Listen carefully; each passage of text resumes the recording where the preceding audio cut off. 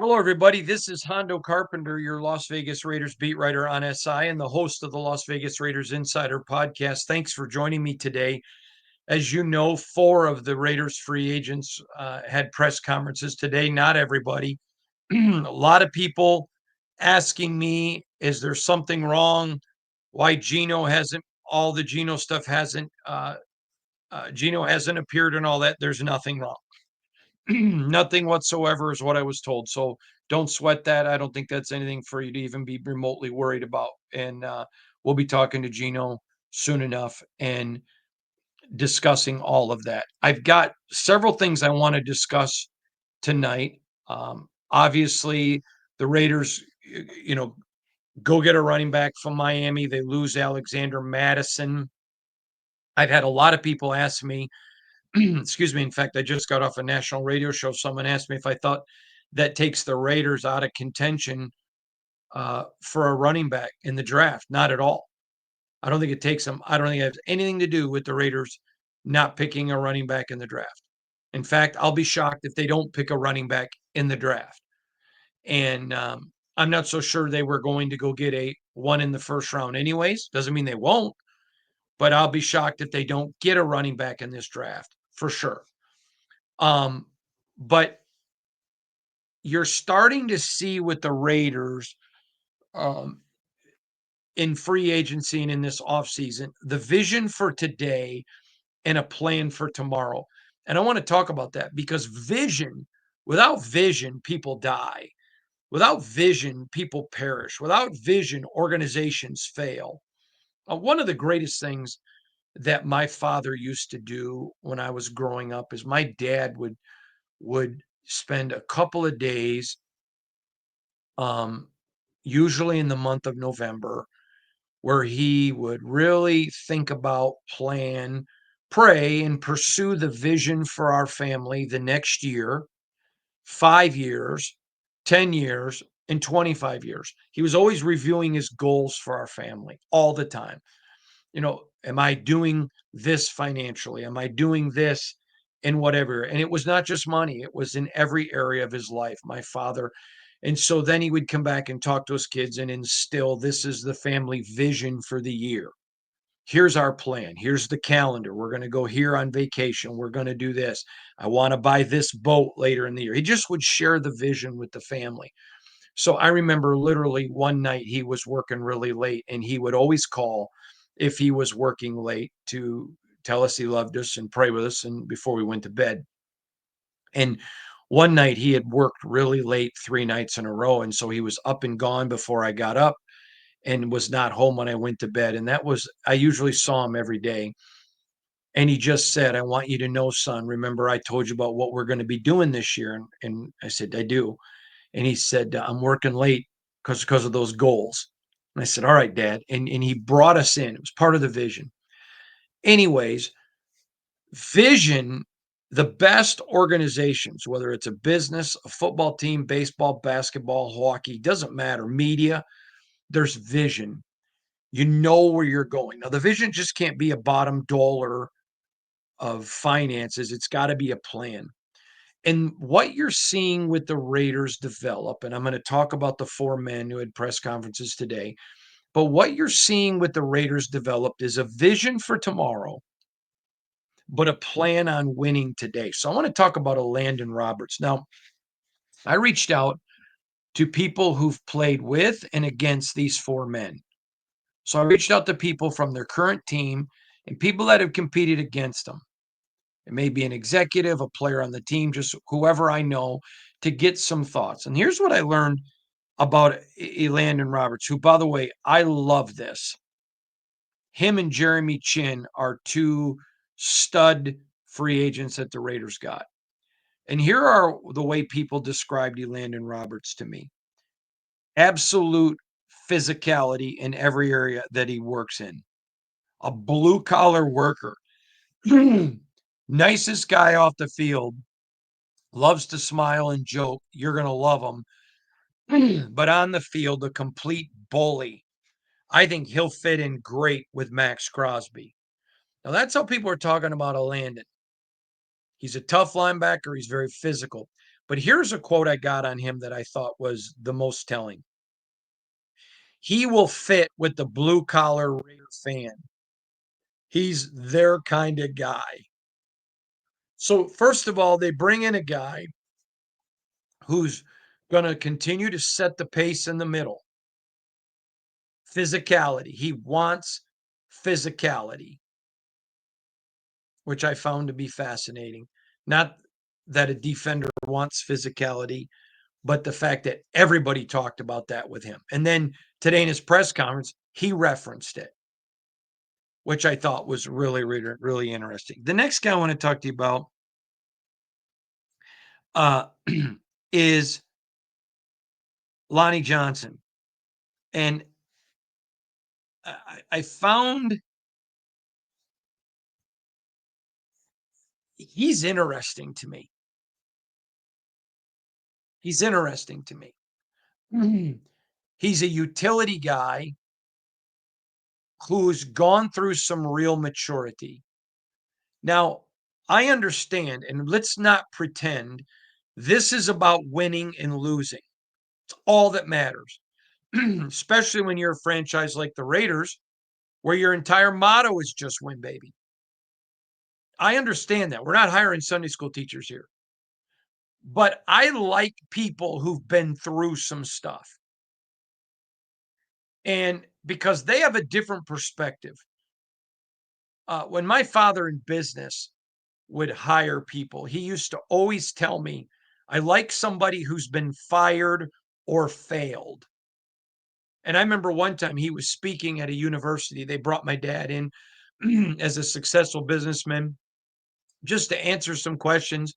And one of the guys says, what is one of the things that sticks out to you when you're hiring people? He goes, I like people that have failed. And that really used to make a lot of people question my father, but it's one of the reasons he was so successful is he said, when people have failed, I like to ask them, you know, was it your fault? Are they a finger pointer at others or themselves? Have they been through some things? Had they learned some things? And that really, to me, is an impressive quality. To me, uh, I like that. And when you look at Lonnie Johnson, this is a guy that's been through some stuff. This is a guy that's uh, been through it, and so people have, when they talk to him about me, use the word humble, hardworking, and I think that this guy could be an underrated guy. I'm not going to pretend that they just went and got Richard Sherman, but I'm going to tell you something. When you get somebody that's been through something and matured and grown up, it impresses me. Go watch his interview. Now I want to talk about a guy that I love this. Now, in the interest of full disclosure, everybody knows how much I greatly like Trayvon Merrick, a tremendous young football player who got better every year in Vegas and is on the fast track to being a very, very elite safety. Okay. He just hit, the kids use the term bank. The kid hit bank. And it was just a price that even if the Raiders had paid it, I would have been highly critical. But to go get Jeremy Chin at the price they paid, to me, and listen, I got a good relationship with Trayvon. So I'm not saying anything he's not going to know I said. If I'm sitting there in John Spytek's office and I'm the GM and I'm like, okay, I don't want to lose Merrick, but here's what it's going to cost me. Here's what Chin's going to cost me. Chin, I'm sorry. This is an underrated signing. I really, really like this signing a lot. A lot. And I mean a lot. He's a Raider type of player. Here's how people described him to me: extremely versatile, a sure player. Now, this was an executive that used that term. and he's used it for me occasionally on guys. Here's what I said to him, "How would I describe your definition of sure to my listeners on the podcast?" This is what he said. Always in the right spot. You can just count on him. You call the play, he's going to be there. He's going to make other people around him better. Consummate team player. No issues off the field. Sure. Jeremy Chin.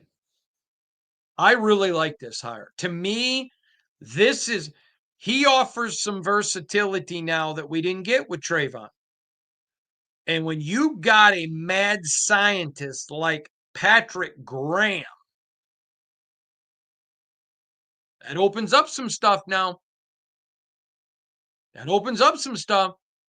You can see him doing some interesting things. I like it. I'm very, very big on Jeremy Chin. Now, last guy I want to talk about is Eric Stokes. Now, I'm going to be brutally honest with you. I did not know a ton about Stokes, very little, as a matter of fact. And so I did more on Stokes than anybody on this list. And I talked to a ton of people on him. And the more I talk, the more I see exactly what the Raiders like about him. He's a press guy, a man to man guy, which is Patrick Graham. So Patrick Graham wants his guys on an island. Put him with a JB. All right. Put him there, with a DCAM, Jack Jones. Okay. I like it. But the other thing I like about him is he is a guy who's extremely physical. And he's a guy with some brute force strength. And again, the Raiders didn't overinvest. I'm not pretending like he's Richard Sherman, but the guy has big upside, very little risk. In fact, to be very frank, all of these contracts for the Raiders are big upside, very little risk. I mean, especially when you look at what they paid for Chin, Landon, especially. I mean, wow. So here is then they go get Mostert and they bring in the running back from Miami. They let Madison go. But here is what I'm talking about when I say a plan for today and a vision for tomorrow. They're not selling the Raiders of the future. They were in on some very big trades, and they were not willing to overpay. They were not willing to sell the future. Now, I'm going to use an example that I used a couple of months ago, but I'm going to talk to you about it. Back, and I think it was one of the Detroit Tigers World Series. They felt like they were one pitcher away from winning the World Series. I was a kid growing up in Michigan, loved the Tigers, still do today. And they go change a guy who was from mid-Michigan, Lansing area, where I'm from, named Johnny Smoltz. Now, y'all know who Johnny Smoltz is. My guy. Love Johnny. Great guy, by the way. And love you, Johnny. Anyways, so they traded Johnny Smoltz, who's from Michigan, to Atlanta for an older pitcher named Dole Alexander.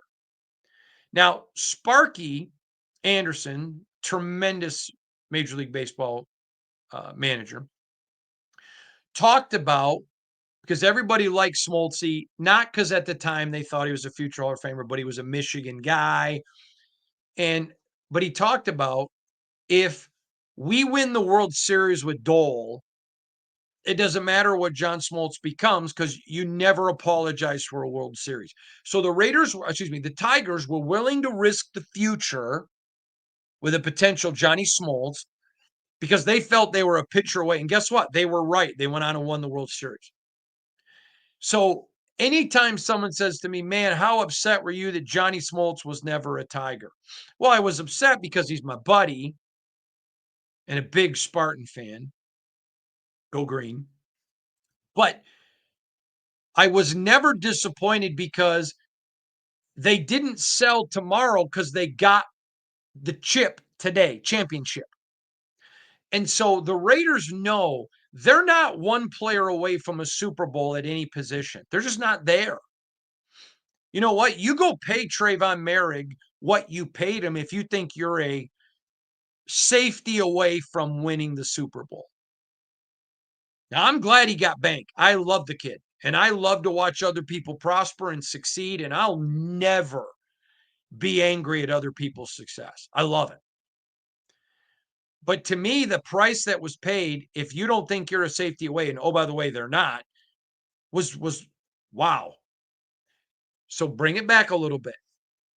The Raiders aren't doing that. There are some big names that could have been added to this team, big names. But the Raiders would have had to sell the future. And then for the time that they were hearing good, you don't know that they're going to get to that point yet. And they have shown great discipline. They could have went and won the offseason. They could have done that. They could have. And after Matthew Stafford, they didn't think there was a quarterback out there that was, worth that much money. And oh, by the way, they're not going to pay Geno that kind of money. And so they went with, okay, we know Geno. We know who he is. Our coach believes in him. Pete Carroll coached him. Chip Kelly tried to recruit him. All right, he fits. Good addition. Very good addition. Good player. There isn't a gamble there with Geno. And so the thing that I'm hoping you notice, and remember, I don't work for the Raiders. I am not an apologist. But my job as a journalist, see, a lot of journalists think their job is to have a hot take and be critical. I read a story today about a journalist who just trashed the Raiders for their free agency. I don't get that in the least bit. I could see some things that could have happened that I would have trashed them for. But no, they have been careful. They've been invested for today without risking tomorrow. And there are still some free agents out there that they're interested in. And oh, by the way, there's a draft coming that they've got a very good plan on, a thought process on. By the way, I'll have my next 5-round mock draft out tomorrow. Going to be a change at who I predict they go get. We'll talk about that tomorrow. And what you're seeing, though, is a discipline. One of the things that Tom Brady did really, really well, and I know this from talking to people who competed against him, who coached against him, who coached him, who who played with him. But one of the things that Tom Brady did super well was prepare. Let me tell you a story at the University of Michigan.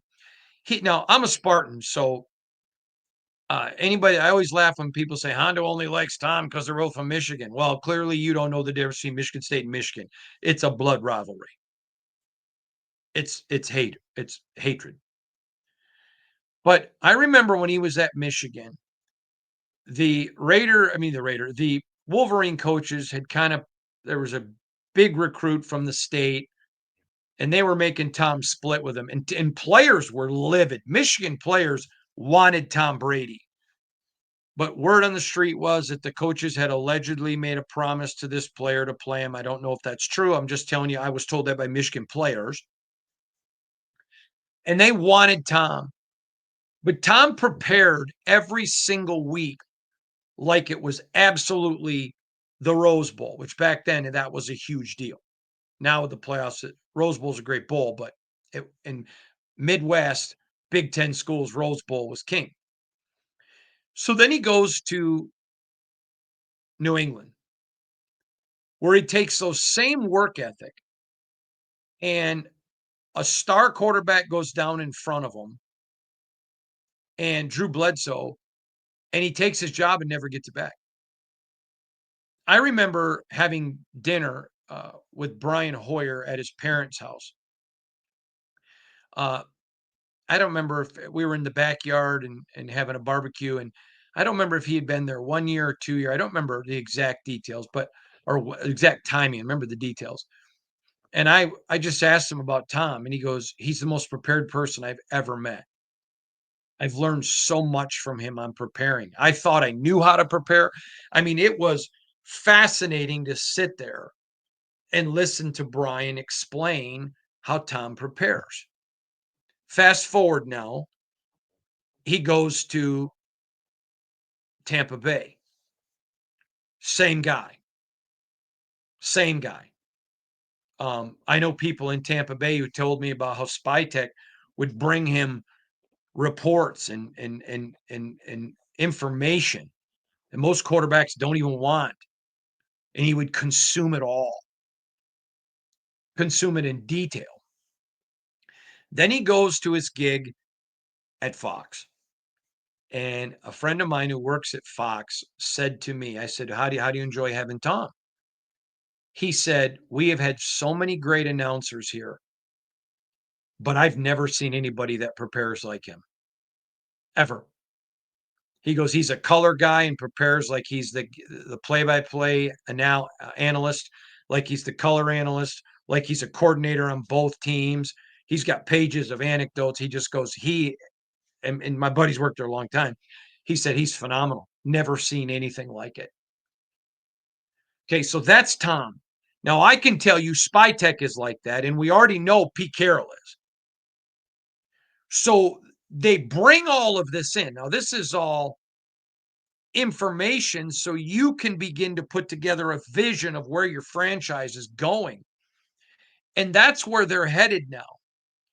The Raiders are not going to have a problem stroking a check for any amount of money, if it's beneficial for the long term plan. But man, how many years have you seen the Raiders hampered by dead money and salary cap? How many times have you seen the Raiders be their own worst enemy? God bless Mark Davis, who put the Raiders in a financial position now that they have the ability to stroke a check and give people big check signing bonuses at the beginning. So dead money, or they can put dead money at the beginning of a deal and not at the end of a deal. Go look at Max's deal. Front loaded. That just benefits the team. So a few years down the road, when the salary cap is even higher, Max's cap number is a lot less. So they're not hindered. Why? Because they knew we're not one player away. Let's put more of this in the front with Max. We're going to go out and draft some guys. We're going to be investors. We're going to be careful in free agency. Let's eat some of that money right now because we're not willing to sacrifice tomorrow. Hey, we want, I'm using their voice. I'm not me saying as this, I'm part of the team. We want Max. Max is a long-term Raider icon. We want him, but if we can set up his deal where years down the road, even though he's made a lot of money, it's beneficial to us. Well, we're not looking at having to cut big time players. They're being smart. Now, listen, I know Raider fans are sick of the word patience. And I don't blame you, but I'm not one of you.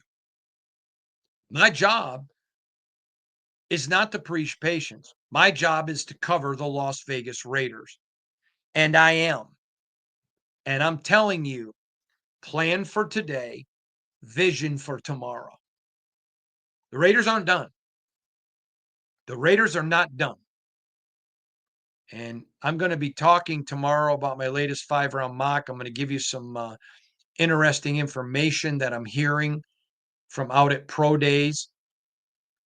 But this Raider team now, there is everybody. You know, last year, and let me go back. There were problems with Ziegler and McDaniels at the beginning because really McDaniels hired Ziegler. And we've talked about that ad nauseum. Mark Davis has come out and said, Dave was the boss, but if he didn't know it, that's on him. I have no issue with that. I'm going to tell you something that I've told Dave Ziegler privately, and he's my friend, that if he felt like he didn't know or he disagreed with Josh, he needed to have gone into Mark Davis's office. And if he would have done it, I believe he'd still be here. And I stand by that, by the way. I stand by that 100%. And I told him that privately before I ever told you that publicly. But, so there was that issue. And then Tom Telesco comes and gets the job, but everybody knew Brady's coming. So there's that. Now somebody's the boss. Now there's long term here. Now Spytech can pick up the phone and say to Brady and to Mark, this is my vision. This is my planning. Everybody's on the same page. So while I don't blame you for not being patient and I don't blame you for not being happy, I get all that. And I don't blame you. That's the organization's fault. It still doesn't change the fact that my job is to report on the franchise. Plan for today, vision for tomorrow. The Raiders are getting it now. For the first time since I've covered this team, I can tell you that I see the vision and I'm a buyer in it. And remember, because I'm not a fan, I'm a skeptic. So let me give you an example.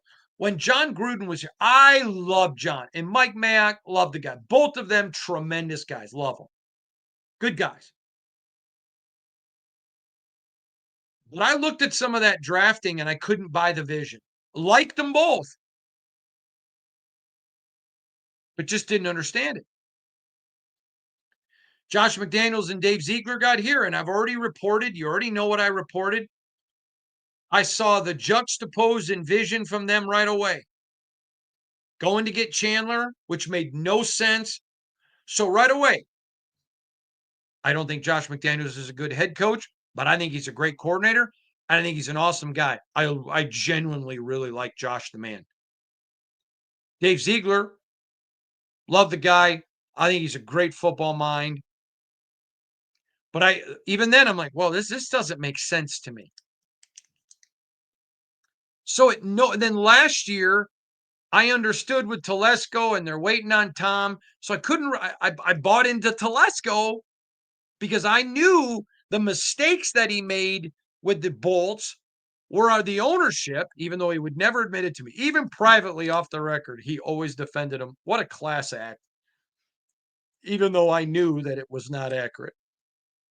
And told him that I knew, by the way. But you couldn't buy in a vision yet because Tom's looming. Okay. So for the first time since I've been here 6 years, and I know a lot of you have been here a lot longer. I get it. I get it. I understand it. So I don't blame you for being frustrated, but it is my job to tell you. I see it. It makes sense to me. It's tangible now. And as not a Raider, but as a football guy whose job is covering this team every day, I see it. And if this were the stock market, I'm a buyer. Plan for today, but also for tomorrow. I want to thank you all for joining me. Don't forget, tomorrow will be my next 5-round mock, and I may even answer a couple of emails, but if not, I think I will, but we'll try my best to get on that. God bless each of you. Hope you have a great weekend. Talk to you soon.